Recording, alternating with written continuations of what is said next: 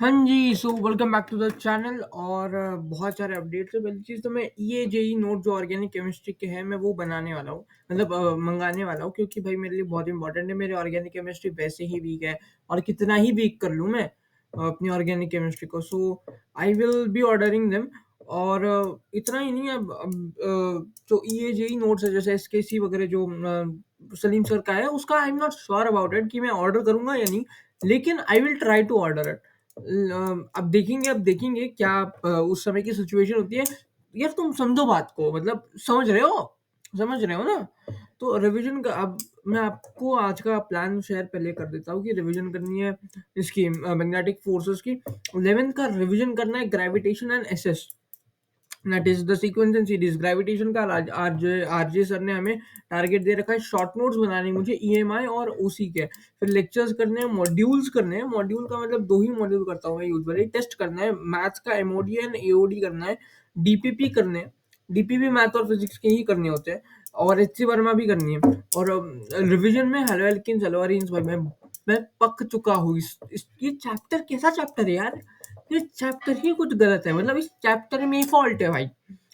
खतरनाक दिमाग में जा रहा है, ये हो ही नहीं रहा मेरे से, लेकिन अब करना पड़ता है, अब करना पड़ता है। और पिछले कुछ दिनों में मैं उतना कंसिस्टेंटली अपलोड नहीं कर पाया, क्योंकि भाई मेरी भी प्रॉब्लम्स होती है यार। समझो बात को यार, तुम समझो बात को यार, तुम समझो बात को, ठीक है।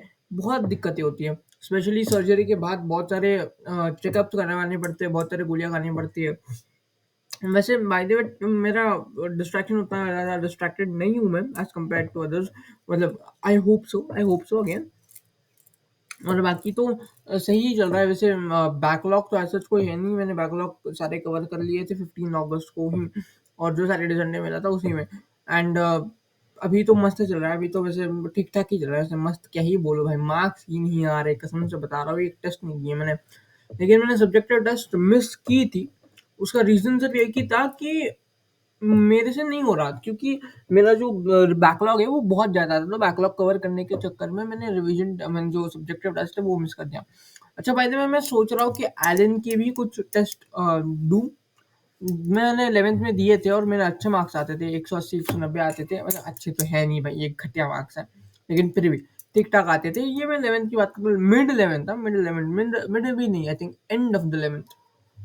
And of the 11th Allen के जो लीडर नहीं, कोई दूसरी टेस्ट होती थी, नर्चर करके कुछ टेस्ट होती थी, तो वो टेस्ट दी थी और बहुत ठीक ही थी, मतलब उतनी कुछ बहुत अबव एवरेज टेस्ट नहीं थी, लेकिन हाँ। और ये नोट्स मैं मंगाने वाला हूँ, और I will show you guys what is that, and I will take some time, क्योंकि सितंबर महीने में आने वाला है भाई वो, उसको टाइम है। तो दैट्स इट फॉर टुडे, और तो कुछ है नहीं भाई बोलने के लिए मेरे पास।